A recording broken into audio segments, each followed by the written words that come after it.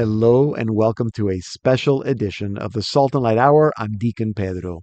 Today, we're going to be going into the Salt and Light closet and pulling out some of our favorite conversations from the fall of 2024. First off, we are joined by Ukonwa Ojo, who left her high-powered job at Amazon to create a social media app that brings Christians together. After that, we meet liturgical composer Keil, who released an instrumental album titled Winter Birth. Just be warned that this is a Christmas album, so I hope that you don't mind listening to some more Christmas music today. It's instrumental, and it's really good, so I hope that you stay on. You won't regret it. In our second half hour, we speak with author Eleanor Borg Nicholson, whose new book featuring Dominican Father Thomas Edmund Gilroy takes him to small-town Ireland, where his Jesuit friend has found himself in a mess of parish politics, occult practices, and murder. And at the end of the program, we reconnect with singer-songwriter Sarah Hart, who in 2024 also released an Advent and Christmas album titled All the Earth Alive Rejoicing. Again, her music is Christmas-themed, but I'm sure you won't mind. It's really, really good. We begin now with an app for Christian unity.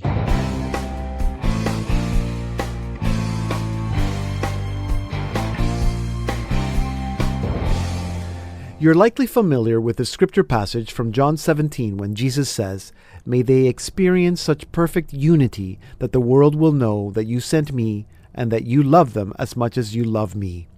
This is the passage that inspired Ukonwa Ojo to leave her job as general manager for Amazon Prime Video and Studios and start Zaia Ventures, a company committed to creating businesses for underrepresented and marginalized communities.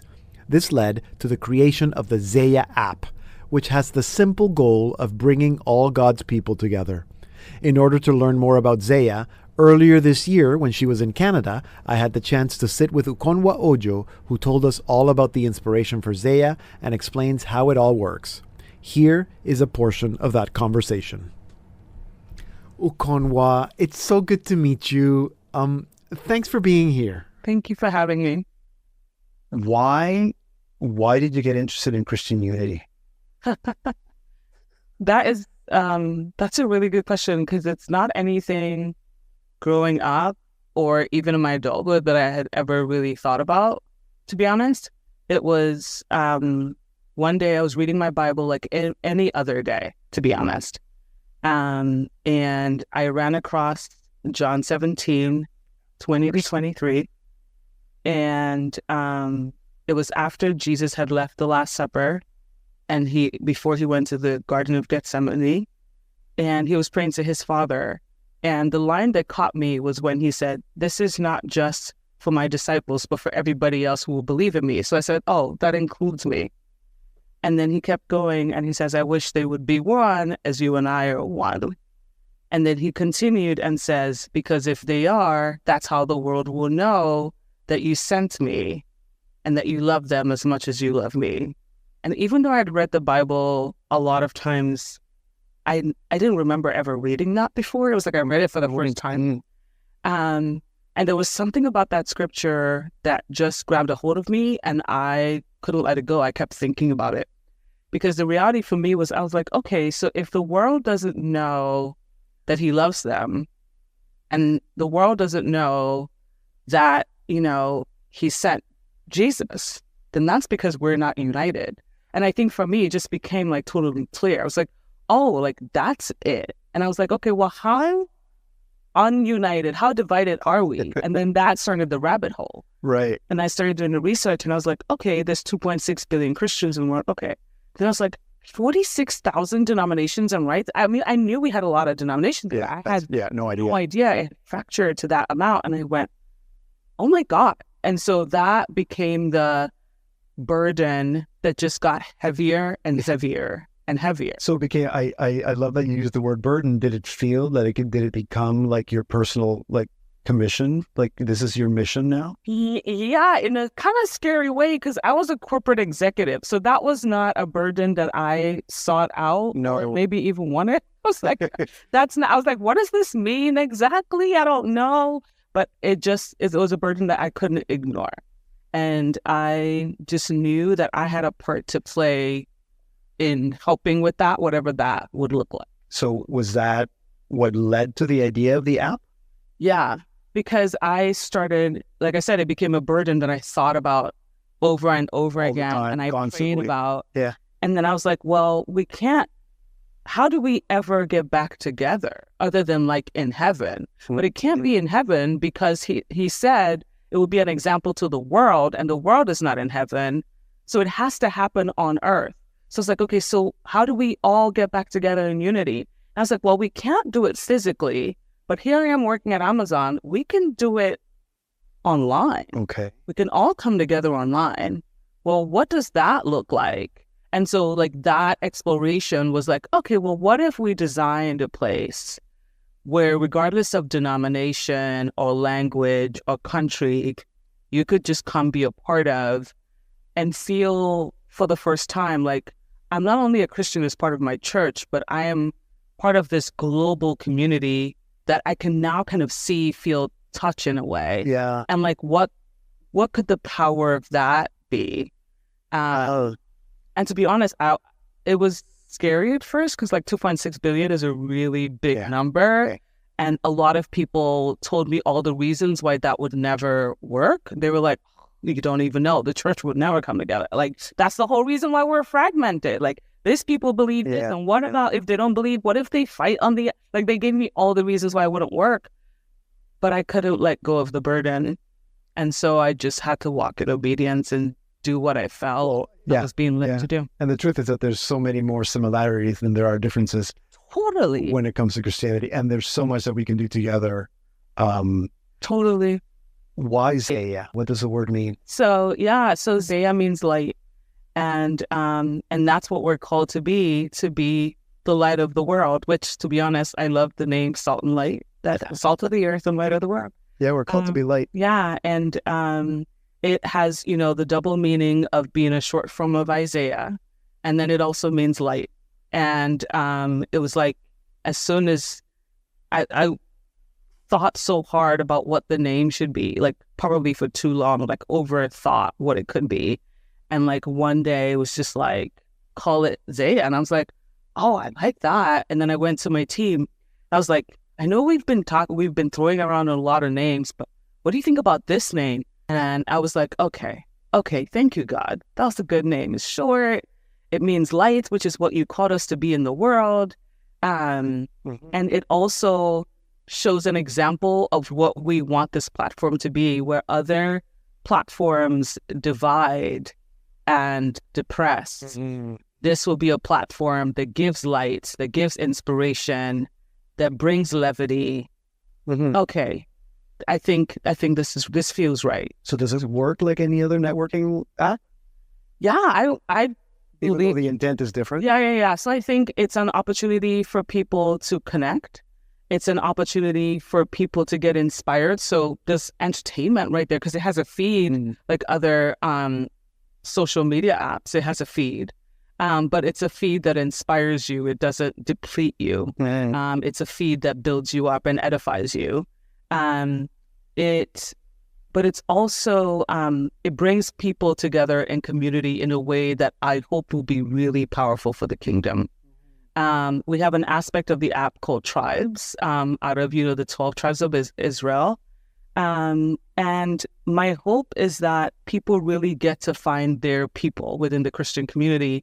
And in doing so, they can band together and just do really great work for God. Right. No matter what their denominations are. No matter what their denominations are.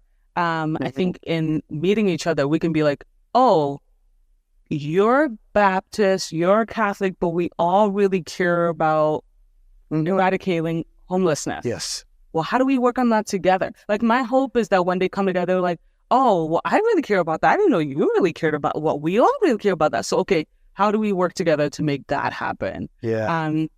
And it makes it so hard, so easy for you to find other people who believe what you believe, who have the same burden as you, who have the same calling as you, and on a lighter note, who have the same passion as you. Like, I love food and architecture. One of the tribes that I created is around food. I have the foodie tribe. And that's like my thing. Like I love going to different restaurants and trying different foods. So I also like that it's an opportunity to showcase all the creative and fun aspects of who we are that God kind of put there. Like they act like creativity didn't come from God. It's like he's the ultimate creator. Anything creative from any of us, we got from him. And there's an opportunity for us to showcase that in the app, which I'm also really excited about. Yeah, it sounds exciting, and it's very new still, but I know there's a lot of people on it. I'm on it. Yay, thank you. What kind of feedback are you getting? It's funny. It's really, a lot of people are like, there's nothing like this that exists. I get feedback that it's very different than they expected. Because when you go, it's a Christian app, for whatever reason, people have a vision of what they think that's going to look like. And then they come in and they're like, oh, this is fun. I was like, Christianity is fun. What are you talking about? So yeah, actually, I think it's that part's been really good because I feel like I spent so much time on the design before we even started building anything, like praying and doing a lot of prayer walks and like seeking God about what he wanted it to look like and be like and feel like and sound like. So when people come back and they go, I actually have never been a part of anything like this, and this is actually really cool.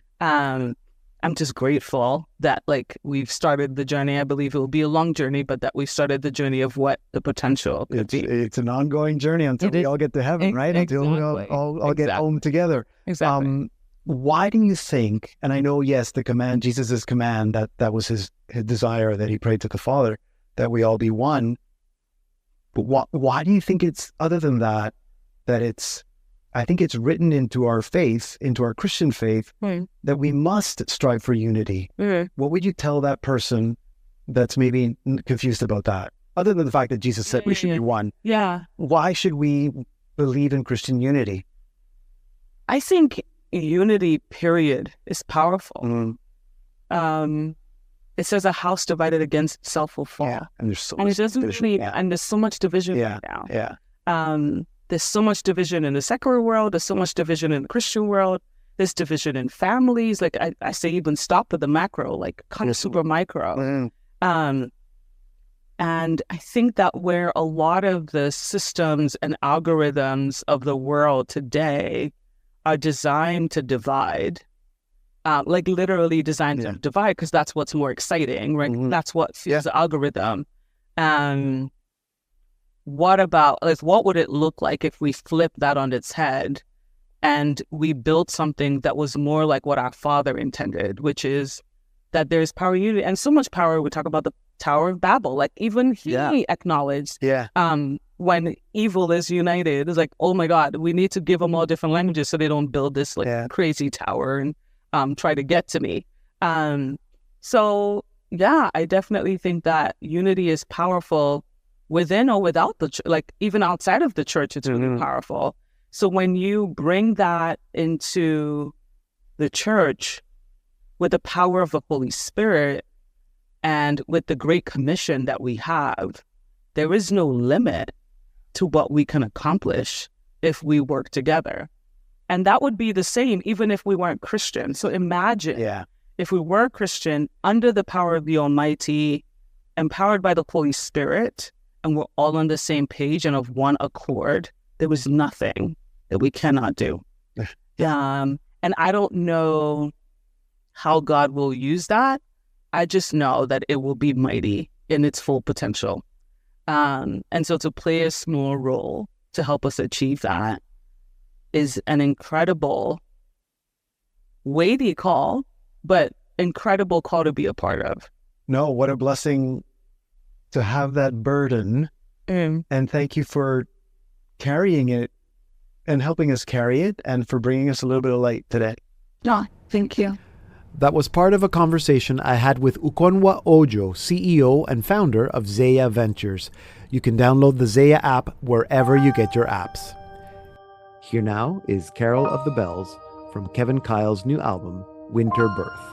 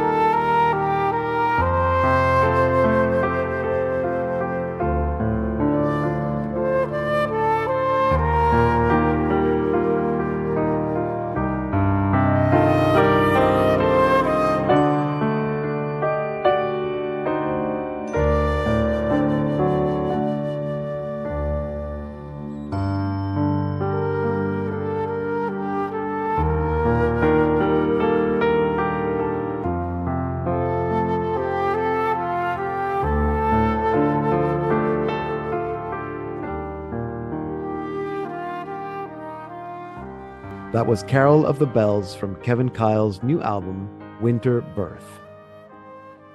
If you're like me, you look for new Christmas music every year, especially songs that lead us to prayer, and especially songs that are good for the Advent season. Now, if you're a liturgical musician, you're also likely always looking for ideas on how to use some of the old traditional Advent and Christmas hymns. This is what liturgical composer Kevin Keil has done with his newest album, Winter Birth, which is an instrumental collection featuring 6 beautifully arranged, beloved Advent and Christmas hymns. And to tell us more, I am now joined by Kevin Keil. Kevin, welcome to the Salt and Light Hour. It's good to meet you. Nice to meet you too. So how did you end up writing sacred music? You know, it's kind of a weird thing. Almost every music director writes church music because that's what we're doing all the time. Right. And of course, we always think we could do it better than somebody else. Of course. In my case, that was true. Not really. But you keep trying and you write things and you see if something's missing, maybe a responsorial psalm for a particular celebration, and you can't find one, or you can't find one you like. Right. You give it a try. I've been very blessed because I've written a lot of stuff and I've been rejected by the finest publishers in this country. But some of it has worked and other people have enjoyed it and used it to praise God. So you can't ask for more than that. No, you can't. No, it must be the feeling of walking into a church that's not your own parish and hear someone playing something that you composed must be, I guess, the same as tuning in and hearing your song on the radio, I guess. It is very thrilling when you hear somebody else doing your music. Yes, yes. Now, obviously you're a musician, you studied music. I know you play the organ, and I'm always like hats off to anybody who can play the organ. So were you doing that first and you went into liturgical music in that sense, and then the composing came after, is what you're saying? Sort of. Yeah. The journey has been interesting. I started piano lessons when I was 5. Yeah. And when I got to be in high school, I had entered the seminary, high school seminary. Okay. Yes. It was a big thing back in my day. Mm-hmm. Yes. And but we were home on the weekends, and my pastor came up to me one weekend and said, "Kevin, I know you play piano, so you must be able to play organ. You start next Sunday." And so, having never really touched an organ, I went from that to playing 4 masses every Sunday from that point on.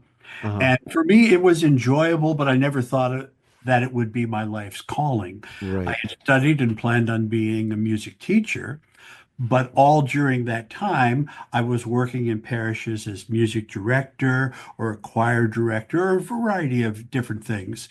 And at some point, I realized that this wasn't a job. This wasn't a career. Mm-hmm.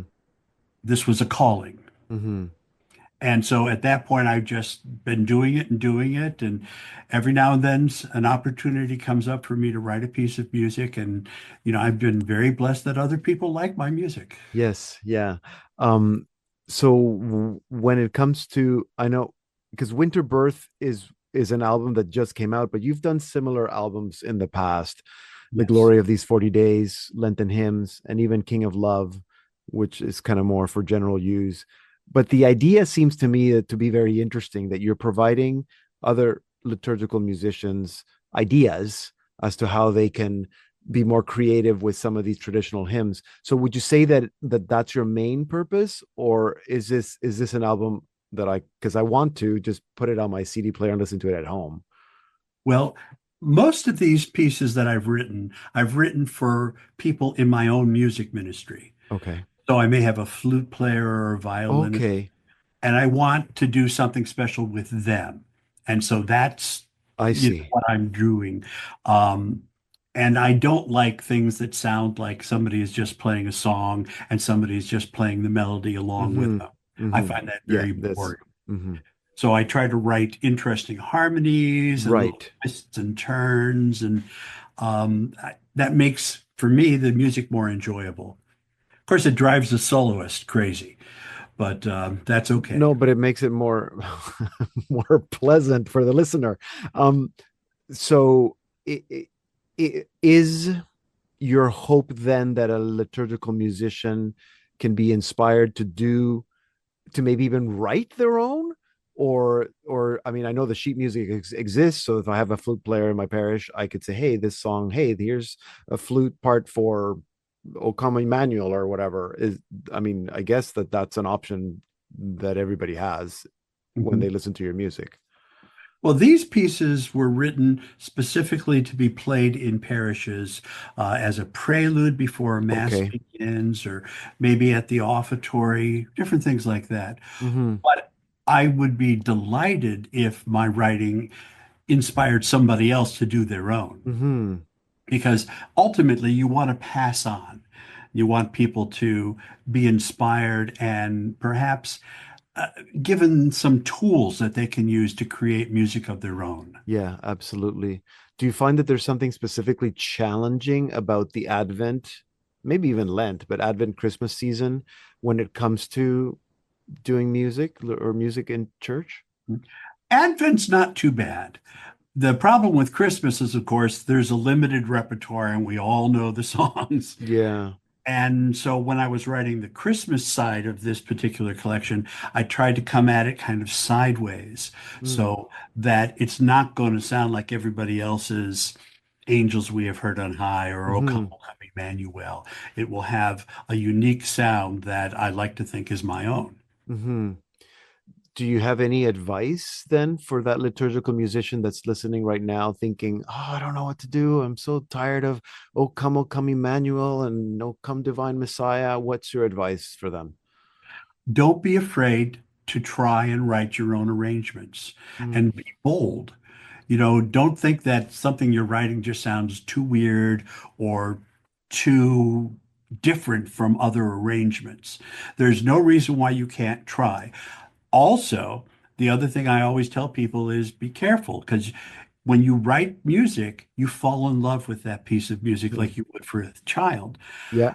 And not everybody's going to love your child like you love your child.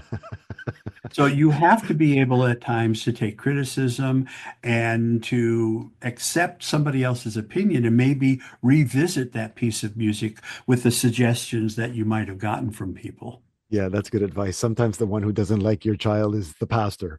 Um, Well, I'm also the idea of using instrumental music in liturgy to me is interesting as well. And you mentioned a few places, a prelude. I mean, really, that's really before mass even starts. But I'm thinking of a second communion or a reflection hymn. Are there places where you think instrumental music works well and it's appropriate for liturgy? oh, absolutely. As I mentioned, the prelude before the mass Hmm. begins, so you can kind of create an atmosphere for everybody to get into the worship experience. Right, I like to do things at the preparation of the gifts instead of singing a song sometimes. right, right, That's a very quiet time, and people, if you're not singing a song, can actually kind of enter into what's going on the altar, the gifts, and right. all that Hmm. preparation, Hmm. and also staying in the mood. Especially, let's say you have an instrumental that ties into the homily that people just heard. Maybe Father mentioned this particular hymn or this idea, Right, and then you have an instrumental that grabs onto that in a way that people recognize. And now they can start thinking more and more about the homily right. instead of like, homily's done, I'm out of here. Yeah, exactly. You know. And definitely after communion, Yeah. the church says that we really should have time after communion to meditate, not medicate, to meditate. And it's nice sometimes to have silence, but at other times it's nice to have a piece of music that can also draw you into the prayer experience. Yeah. Well, that's really good advice, Kevin. Thank you for sharing that. And I've really enjoyed speaking with you. You've given me something to think about here as I go. I'm not doing liturgical music anymore because now I'm the deacon. I have a different function, but I did it for many, many years, and I know the challenges, the struggles, and the many blessings that come with it. So thank you for inspiring us today. You're very welcome. My pleasure. You can learn more about Kevin Keil and purchase his music at Oregon Catholic Press, ocp.org. And if you missed any part of this interview, head on over to our website, somedia.org/podcast. All our programs are archived there. Here now is Angels We Have Heard on High from Keil's new album, Winter Birth.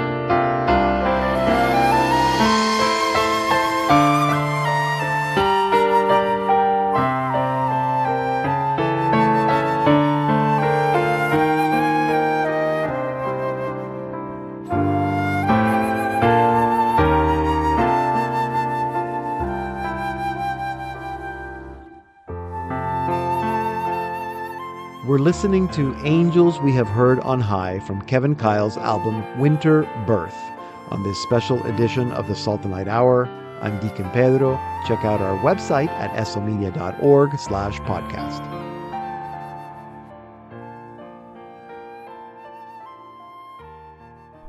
Hello and welcome to the Sultan Light Hour Part 2. I'm Deacon Pedro. A couple of years ago, we spoke about a novel about a Dominican priest, Father Thomas Edmund Gilroy, and vampires. And then we spoke about a novel, also with Father Gilroy, about Franciscans and werewolves. The author of these novels, Eleanor Borg Nicholson, now has a third one, also featuring Father Gilroy, and this one is about Jesuits and the occult. It is titled Wake of Malice and takes place in a small village in Ireland. Jesuit Father Michael Walsh is accused of embezzlement and murder, and then there are more murders. Father Gilroy comes to support his Jesuit friend and to help in the spiritual battle against the dark powers that lurk within the mysterious landscape of Ireland. To tell us all about her new novel, Wake of Malice, I am now joined by Eleanor Borg Nicholson. Eleanor, it's so good to see you. Welcome back to the show. Thank you so much for having me again. And can I just say, because can I take credit? Can I take some credit? You may. Yes. Okay. I remember our conversations. So last time, and maybe some of our listeners will remember that I asked if she was going to write something that included Jesuits, and she has. So Jesuits. Okay. So I have like a million questions, but in your words, what really is this story about? Well, a number of things, including what preternatural terrors would do to a very small community. So in my previous books, I've had vampires, which have to be dealt with by a highly intellectual Victorian Enlightenment type narrator. And then I had a werewolf hunt across Europe. So werewolves trying to redeem werewolves because they're not the undead. And can you save their souls? So I said, well, all right, let's change gears. Instead of having an active preternatural presence, how about a small rural community where someone is trying to awaken occult powers? What does that do to the community? What does that look like? What sort of violence is coming from that? But it's the sense that not someone who has preternatural powers, but someone who wants it. Okay, back up for a second. So people that might be hearing preternatural for the first time, what are you referring to there? Specifically, so the supernatural refers to God. Yes. Technically speaking, preternatural means angels, demons, things that are not under the auspices of the natural order. Okay. And I'm shoving in everything, ghosty ghoulies, demons, zombie leprechauns, perchance. Right, but even your previous novels, vampires, werewolves, classify as in there too. Okay, so then how do you figure out which species, can I call them that? You know, like you were interested in vampires and then werewolves, and now, I mean, there's a whole bunch of stuff there, but I'm just going to call it all occult. Yes. This was the hardest. Kind of what drew you to there? What drew you to that? Well, I joked, I've done vampires, I've done werewolves. I need to do zombies, because those are sort of recognized today Yeah. as some of the big hitters in Yeah. terms of Yeah. supernatural terror. But I wanted to do it in Ireland. And so I said, oh, zombie leprechauns, of course. Just because I thought it sounded hilarious. But then as I started delving into Irish folklore, which I've actually studied since I was, Hmm. I don't know, I was probably about 10 years old when I first read a book of Irish folk and fairy tales. I loved folk and fairy tales as a child. Hmm. But really getting into them and saying, which ones do I want to play with? I did get myself in a little bit of trouble. My publisher said I couldn't have them all. I Right. couldn't have them all. There was a certain point where they said too many. So Right. I started picking through, seeing which ones thematically work together. And I had a couple of very good friends who served as beta readers who are Irish. Hmm. So they were reading it and saying, all right, this is good. You can't just do leprechauns, even though you're American. You Hmm. need to. And there are points in there that I didn't discover in research, but they came to me and said, you know, the Irish are incredibly superstitious about fairy circles. And that's when a Hmm. circle of mushrooms crops up. Yeah, that was new for me too. Yes. They will not cross, even today, they will Yeah. not cross a fairy circle. And I said, oh, let me write that in. And I have a Right. friend who's descended from the Irish travelers it's a gypsy community. Hmm. And the things he Hmm. was giving me, I said, I mean, I can't even think up things this weird. So I was just taking notes on that and saying, okay, Right. this fits into the framework of, they're not provincial, but they're not advanced. It's a tiny community. And so they have a lot of entrenched superstitions that are Yeah. sort of mixed with pious practices. And Yes. that's also historical, Yeah. because when they lifted the penal laws and priests came in and said, all right, you can't do this, that, or the other. These Right. are regular practices. And the response of the locals was, you Roman invaders are as bad as the English. You can't tell us what to Yeah. do. I think that a lot of cultures can probably relate to that sort of small. And I think that you don't mean it that we're diminishing that it's not, but that sort of small town superstitious piety, or that mix of Catholicism with other popular beliefs. You've said two things. So the occult. So I mean, there's real, and again, to me, not that I'm not going to say whether vampires or werewolves are real or not, but evil is real, Mhm. and the occult is very real, in a way that vampires maybe are not. Um, so is that different for you in terms of tackling this pre pre preternatural force? It's a bit more, well, even as we're talking about it being a small community, I think it's also a human temptation. The Mm, temptation to become superstitious, even in regular pious practices. I know mm, I've struggled mhm, with that when you go, mhm. oh my goodness, I missed a day of my novena. Yep. It won't work. It's like, well, it's not Yes. witchcraft, it's not magic. Yeah. Or I wasn't paying proper attention. God isn't going to answer my prayers. Like, that's also not how it works. Right. So, I mean, that's something we need to correct in ourselves. But I think that the difference here, because taking a step back, for me, the Gothic, the reason I love it so much is it Hmm. is closer in describing the reality that I inhabit. Not because I think vampires are coming through my windows, but Hmm. because, like you said, evil is real. Hmm. And I think there's a quote from the French poet Charles Baudelaire where he said, I'm totally mangling my translation here, but he said, the greatest trick of the devil is to convince us that he doesn't exist. Yep. So I think there are a lot of people who will pick up things and say, oh, this is innocent. Hmm. It's not, I'm not really playing with, I mean, it's Yeah. with Ouija board. real. Yes. Yeah. Exactly. Yeah. And saying, no, these things are real. A lot of it's nonsense, but there's a line you don't cross and there are things you just don't mess Hmm. with. But seeing places where, either because of poor catechesis, because of Hmm. irregular traditions, when does just eccentric so-called pious practice stray into things that are abuses or outright dangerous? Hmm. There are some things that I describe in the book. They're not, calling down demons. Mhm. But you go, all right, an Irish wake where the corpse is the centerpiece and people are Right. dancing with the dead Yes, body. dancing. Yeah. Does that properly reverence the Hmm. dead? Is this Yeah. a good thing to be doing? Yeah. So Interesting. So yeah, so you're forcing us to ask those questions, and I love the idea that it's also just as much about how it affects a parish and the responsibility that the pastor has for that parish is something for us to consider in our own lives, I guess. yes. Yeah. Um, and then that when we're talking about the occult or demonic presences, we're not talking about possession necessarily, or that kind of thing. Like, this is not an exorcist kind of story like the movie, but it does look at those practices in a very real way. So I hope that that's intriguing enough for our listeners to want to pick up the book.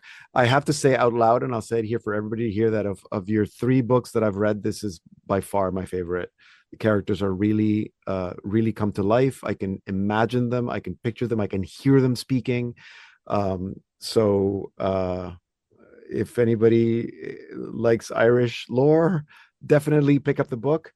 If anybody likes the Jesuits, definitely pick up the book. And if you want to continue reading about Father Edmund Gilroy, Thomas Edmund Gilroy, you can definitely pick up the book and learn some more. Eleanor, thank you for coming on and making us think, more than just telling us about what the story is about, but kind of giving us something to think about today. Thank you. I'm so happy to be here. And I will add one thing. I think it's my funniest book.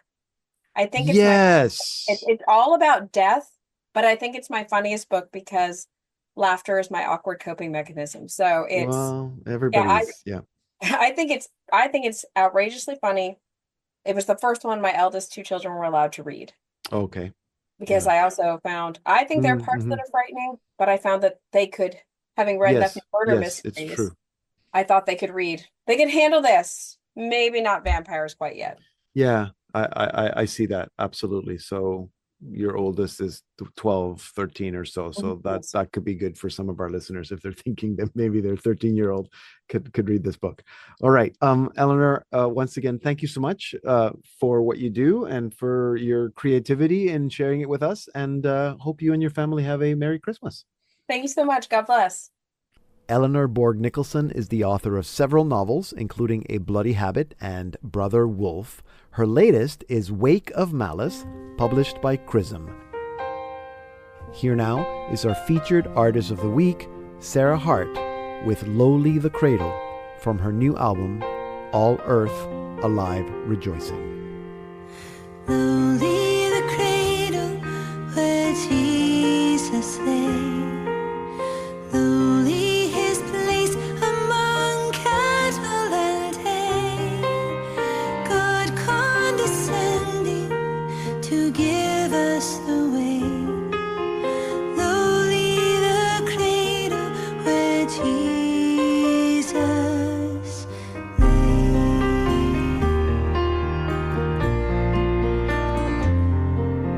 Humble the family whom Jesus chose, mother and father who cradled him close, rich not in riches, but wonder and hope. Love was the family whom Jesus chose.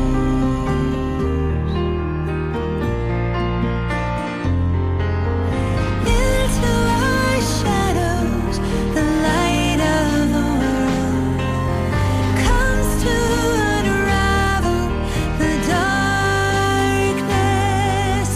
Silence now broken as heaven is heard, singing over us.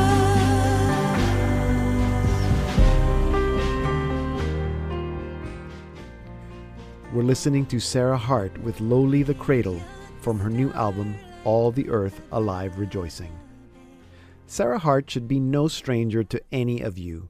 She has been featured on this program 8 times, and that's because in the time we've been producing this program, she has released 7 full-length albums. She has just released her 14th album, this one for the Advent and Christmas season, All the Earth Alive Rejoicing. Sarah's music is beautiful and heartfelt, her lyrics profound yet down to earth and accessible, and it's so refreshing to have new music to listen to during this Advent and Christmas season. And so, to tell us more, I'm now joined by my good friend Sarah Hart. Sarah, welcome back to the program. Hello, my friend. It is always so good to be with you. How are you? Always so good to be. Yeah, I know. And I always think like, oh, I wonder if Sarah's going to be writing some new music. Like, of course. Sarah's perpetually writing new music. That's my secret. Well, no, that's good. That's good. And that's why you're good at what you do. Okay, so let me ask you, and I think we've talked a little bit about kind of what your process is, and I know you're always writing and you're very disciplined about writing. But is there a difference to approaching an Advent Christmas album? Like, what were you focusing on, or do you think like, what are the themes that I would like people to think about as they enter the season? What was your process for this album? Yeah, that's a great question. You know, I was just talking about this yesterday. There's an awful lot of recordings that are really Christmas based, you know. People tend to like skip over the Advent part and just play Christmas songs. And so for me, you know, as a practicing Catholic, it's kind of important to have the leaning into Christmas and the waiting for Christmas. And so when I wrote the songs or gathered the songs, I was thinking about chronologically sort of what can I say, how can I move us toward the actual incarnation, you know. And so there's a couple of songs. There's one about Mary and Joseph. There's one with Mary speaking. There are some that are like the prayer of Come, O Come, Emmanuel, basically. And then that leans into the Christmas season. So yeah, I was really thinking about the arc. And did you, okay, so, but for example, like a song about Mary and Joseph by your side, Yes. Is that just came, or you thought, or was that an intellectual decision that you thought, what's happening as we lead to Christmas? Oh, Mary and Joseph are walking together, like, or was that just an inspiration that you woke up one morning? Yeah, you know, a lot of that so much is inspiration. Like so much of it is you just sit down with a guitar, you sit down at a piano, and I the day I wrote that song, I was sitting in this chair that I'm sitting in right now talking to you. And I just picked up my guitar and I was like, shoot, I need another song. Cause I was missing, I had my studio dates booked and I was missing like a good 4 or 5 songs. Oh, no. And but I work better under pressure. So like when I know that I have to go in and bring great songs, then I can write really fast and well. But I just was sitting here with my guitar and I thought about Mary for just the briefest second, like what she would say to Joseph. And that was the first thing that popped out of my mouth was that line, tell me, did you imagine this when we first met? And then the rest of the song just fell in 10 minutes because it wasn't hard once like I got the imaginary conversation started to put it on paper. And I always call that using our holy imagination. Songwriters do that a lot. Poets do that a lot, where we read between the lines of scripture and between the stories. Yeah. Do you, I mean, I know you do, in terms of spending time in prayer and with scripture, did you do that differently for this album because it was Advent Christmas? Are you looking at the readings during the Advent season or Christmas season? Not really. It's so interesting. In some ways, yes, because I'm actually working on a prayer book right now. So I've been writing a prayer book for someone. And so I was in the season of Advent writing for that book when I was also writing these songs, if that makes sense. Yeah, so of course. And that's a good way to do, you know, Advent in July. Yes. Advent in August, which is what I kind of had to do. So some of it, I think, was being informed by that. But then, as you know me, Pedro, I'm also just really inspired by beautiful poetry, and I read a lot of Christmas poetry and a lot of Advent poetry and dug into some old Victorian things, and so I find a lot of inspiration in that as a writer. Yeah, and I think you also find inspiration in the day-to-day, the making cookies or the dandelions. You go for your morning walk and you see a bird. 10,000%. That is me. That is me, right? I mean, I am that line out of, you know, the song The Rainbow Connection? Yes. There's a line in it that says the lovers, the dreamers, and me, and I'm like, I am just yes, that is me. Yes. But I think that that's what makes it accessible. That makes it down to earth. Like everybody, well, not everybody, maybe, but everybody has had a homemade baked cookie, or Oh, a yeah. lot of people do, right? Or they. Oh, yes. Yeah. Oh, yes. And that's, it's interesting because I have a song about that on the recording, and it kind of talks about my growing up and my grandma and stuff Yeah. like that. But the thing is, people don't see that as part of the season of Advent necessarily, and I do. I see so do that I. as part of the waiting, part of the longing, part of the preparation. Like we are preparing for Jesus. And so in doing this preparation for Christ, we also are preparing our hearts to learn to love one another a little bit better. Yeah. So all of those things we do at Christmas time and around the season, that really does lean into what Advent is and what Christmas means. Yeah. So why all the earth alive rejoicing? Because that's not a track. No, but it's a song, The Holly and the Ivy. So it's the one traditional song that I rewrote. Yeah, Sarah Hart is famous for like rewriting. Adapting. Adapting. Yeah, maybe that's the better word. Adapting. So I wrote a new chorus and different chords for Yes. The Holly and the Ivy. And in the chorus, this is so interesting. Oh, the rising of the sun and the running of the deer. What that actually means, that's old Victorian terminology for when the men would get up on Christmas morning and go out for the hunt. And the deer would scatter because they knew they were going to be hunted, right? So I turned it and I'm like, well, I'm a naturalist. So to me, it's, oh, beautiful, the rising of the sun, the running of the deer. And then I added the line, all the earth alive rejoicing, for our God has found us here. And so it's from that particular chorus. And that was a way longer explanation than you needed. No, I love that. I love, and you know what? I actually was that's one of the tracks that I like the most. And I missed that line. Duh. Oh, Go interesting. Figure. Go figure. So I'm going to have to go listen to it again. But I love, but the alive is the word that for me is different, that I can get all the earth rejoicing. We hear about rejoicing and joy at Christmas time, but alive, so many people are not alive during the season. Well, and also we think of winter as this time of death, at least here in this Darkness, hemisphere, you know, darkness and death. And you know, my friend Tom Booth, Booth, he has this great saying. He's like, Sarah, people think the desert is this dead place, but if you actually go out into it, it is full of life. And that is the thing about, wintertime too. That's true. We think of it as this landscape of bleakness, but it's not. It's still full of life. It's just life that's waiting to come forward. And so that is kind of the incarnation. We have this light that is coming forward into our midst and our darkness and our stuff. And gosh, you can tell I'm just a freak for the incarnation. Well, that's I a good love it. thing to be excited about. So would you say that, not that you have to have like a main theme or message for the whole album. Sometimes you do, but would you say that would be your kind of, if there is a theme or main message for the whole album?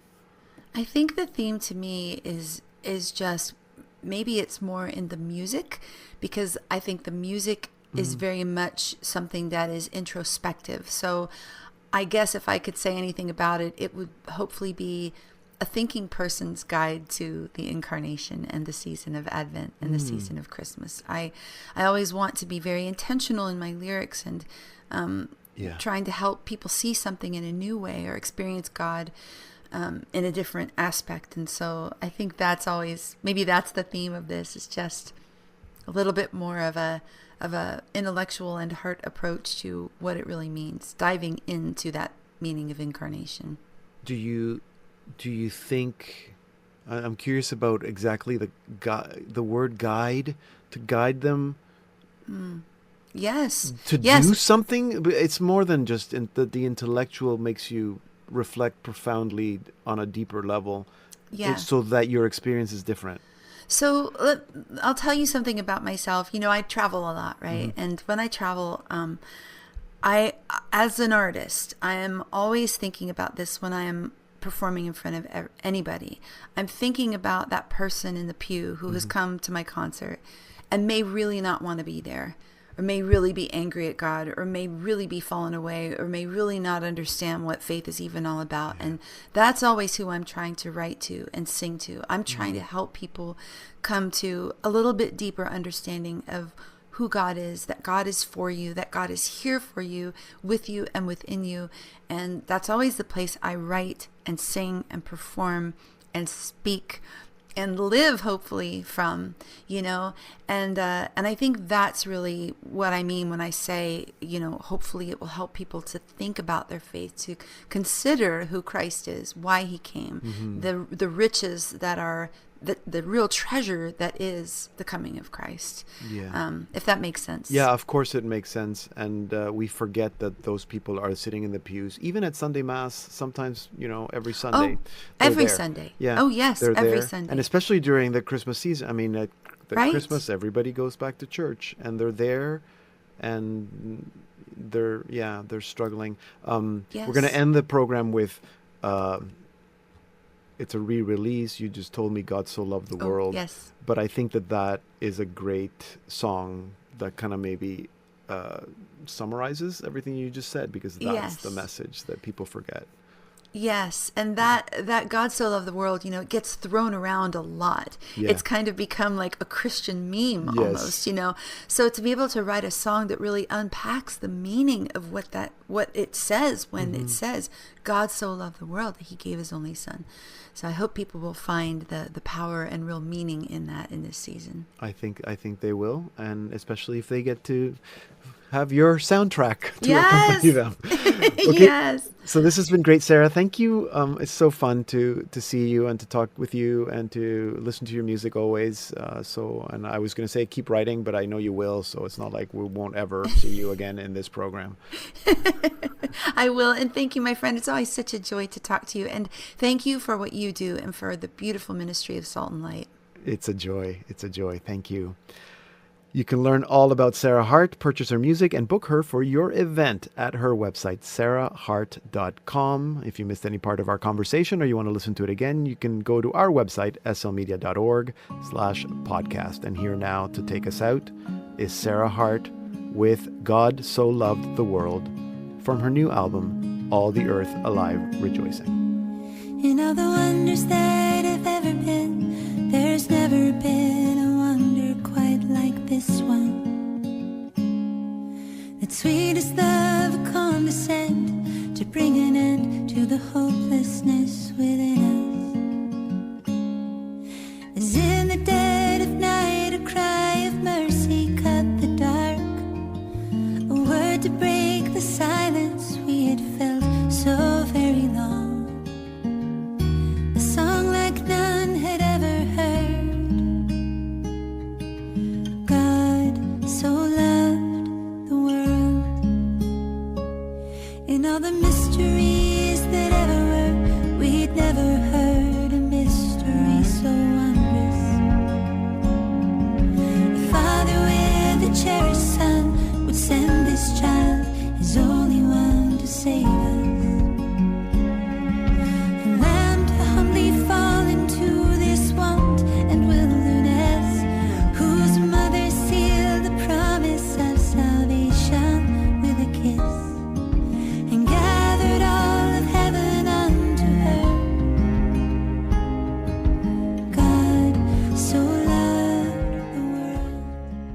We're listening to Sarah Hart with God So Loved the World from her album, All the Earth Alive Rejoicing. And that concludes this special edition of the Salt and Light Hour. Remember to visit our website, slmedia.org. That's where you can listen to all our programs, and not just podcasts. There's a lot of content there, videos on our blog, which includes my column, Deconstructing, and also access to Salt and Light Television, slmedia.org. That's also where you can find out everything you want to know about Salt and Light Media and how you can support our ministry, because we cannot do this without your financial support. So that's slmedia.org. You can also download the new Salt and Light Plus app. It's a really good app if you want to access all our content. SL Plus, Salt and Light Plus.